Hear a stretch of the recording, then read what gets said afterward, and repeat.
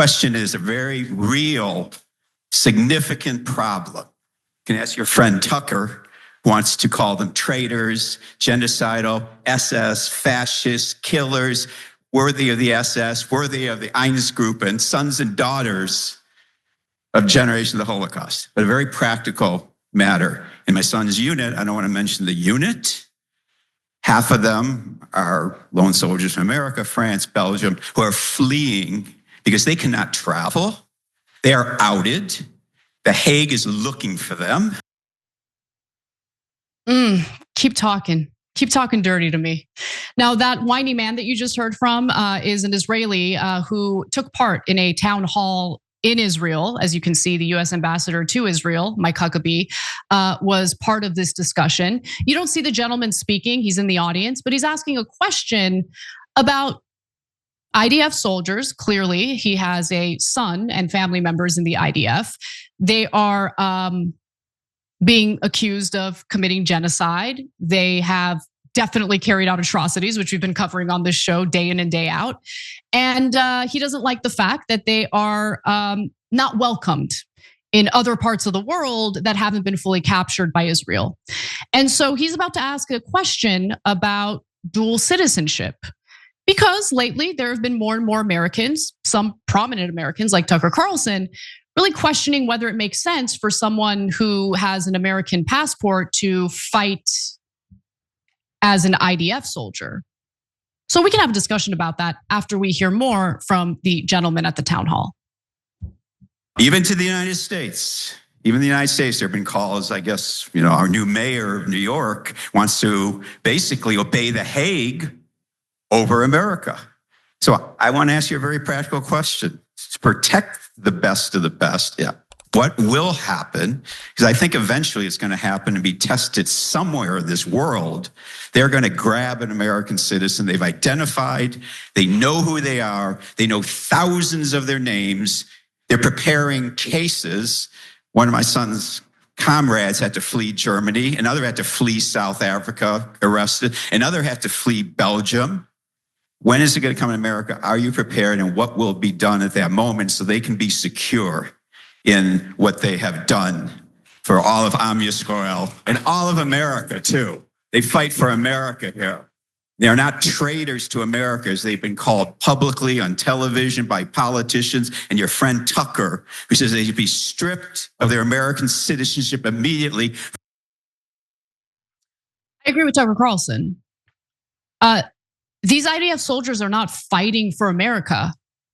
They're getting paid with money that we took out in the form of loans to carry out mass slaughter of innocents, not just in Gaza at this point. They are a formal terrorism group. They should be listed as such. And the reason why they are being wanted by the Hague, by the international courts, is because they have broken international laws. They are criminals. They don't represent the best of us. Well, I get that he thinks that because he's a racist and loathes the Arabs and thinks that they should be probably wiped off from the face of the earth. But normal people who aren't genocidal, don't think that. Normal people who actually value human lives, regardless of the identity of said human lives, would like justice to be served when terrorists carry out terroristic acts and kill innocent people. And that's what the IDF has been doing. Does that hurt your feelings? I mean, if it does hurt your feelings, number one, good. But number two, I could show you receipts. In fact, I just watched this show over the last 2 years. And it's receipt upon receipt upon receipt. But I'll give you a little more right now. I've got a lot more where that came from. Now, Mike Huckabee, the US ambassador to Israel and a traitor to America, be very clear about that, considering the fact that he met with Jonathan Pollard, a guy who worked for our CIA, stole our secrets and gave those secrets to Israel. He proceeded to basically pleasure this man, the panicky Israeli, and let him know, like, don't worry, the US is working around the clock to protect you. That's the only thing the US government does. But who cares? We don't need to listen to that. We already know what kind of answer he's gonna give. But Israelis should be aware that they're the only people who they're the only people who think like the IDF are heroes. Literally, they're the only people. So like when I went on that rant and said that Israel is hated on the international stage, I meant it because it's true. And they've got to be aware of that. They have to be aware of that because all of us pay consequences based on our behavior. If you go around slaughtering innocent people, mocking the dead, one of the stories that I just could not get past, I can't get past, we didn't even report on it. IDF soldiers like dig up graves in Gaza. They dig up the graves of Palestinians and then they, then like either leave the bodies out or if they're nice enough, maybe throw all the bodies in a mass grave. They're terrorists, they're disgusting people. The IDF writes the names of Americans who disagree with their mass slaughter campaign on missiles that they're about to kill more innocent people with. In fact, they wrote Cenk's name on one of those missiles.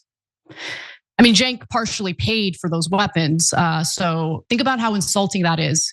That we live in a situation where our government forces us to go into a tremendous amount of debt so these terrorists can mock us and write our names in a threatening way on missiles that they're going to use to slaughter innocent people, mostly women and children.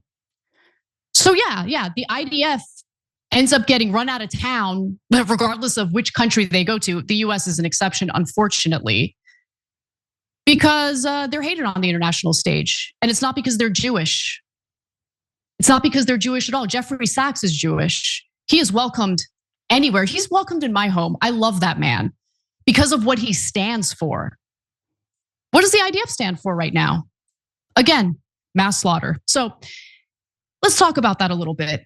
I want to show you a visual so you kind of get a sense of why I'm not interested in having these people hold a US passport. Take a look. Okay, so here you can see the Israeli soldiers are now forcing all of these shops to close because there's a tour of Israeli settlers who are here. Can we go this way? Why? I'm an American journalist. Are we not allowed to go this way? Huh? Go there. Can you explain why this area is being closed? Okay, I'm walking.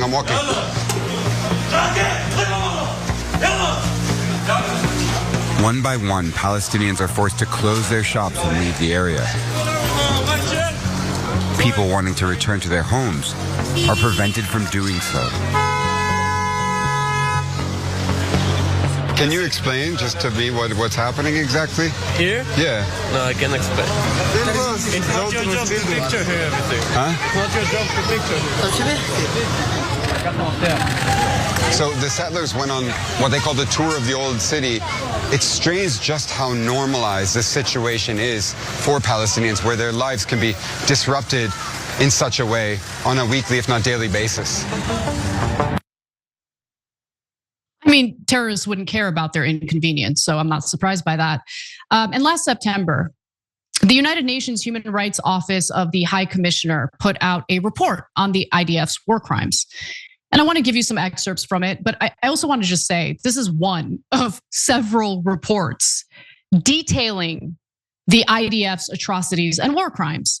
So the commission has been investigating the events on and since October 7th, 2023 for the last 2 years. Again, they put this out September of last year and concluded that Israeli authorities and Israeli security forces committed 4 of the 5 genocidal acts defined by the 1948 Convention on the Prevention and Punishment of the Crime of Genocide. By the way, I don't know if most people know this, a little bit of trivia for you. The term genocide was actually coined by a Jewish individual, and he did so after the Armenian genocide happened. So, namely killing, causing serious bodily or mental harm, deliberately inflicting conditions of life calculated to bring about the destruction of the Palestinians in whole or in part, and imposing measures intended to prevent births. Remember, there was a fertility clinic in Gaza that they made sure to bomb the hell out of. All those embryos, all of those, future babies gone. Gee, I wonder why they did that. Explicit statements by Israeli civilian and military authorities and the pattern of conduct of the Israeli security forces indicate that the genocidal acts were committed with intent to destroy, in whole or in part, Palestinians in the Gaza Strip as a group. Now, Navi Pillay, who is the chair of the UN commission that put out this very report, says the following. The commission finds that Israel is responsible for the commission of genocide in Gaza. It is clear that there is an intent to destroy the Palestinians in Gaza through acts that meet the criteria set forth in the Genocide Convention. The commission also finds that Israelis had failed to prevent and punish the commission of genocide through failure to investigate genocidal acts and to prosecute alleged perpetrators.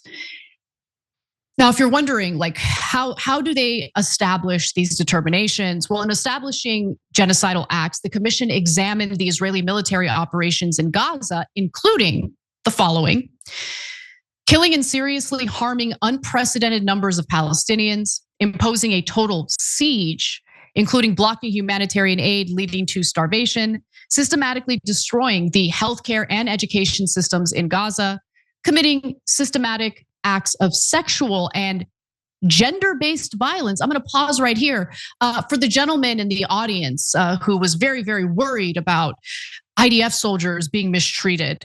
Remember, we also all witnessed that surveillance footage of IDF soldiers gang raping a Palestinian hostage and then never facing any consequences for it. I wish I could ask that gentleman whether or not he's okay with IDF soldiers engaging in gang rape. Oh, they're the best of us, aren't they? Anyway, let's continue.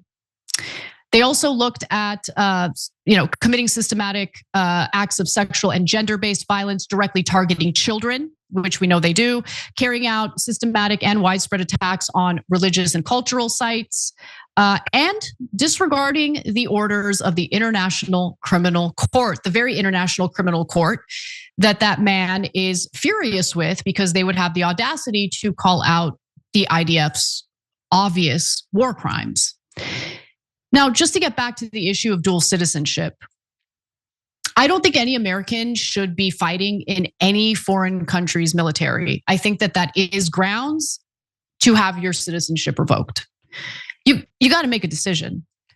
If you want to be Israeli, if you want to fight on behalf of Israel as part of the IDF, great, go live in Israel. I hear Tel Aviv is great. But leave the rest of us alone.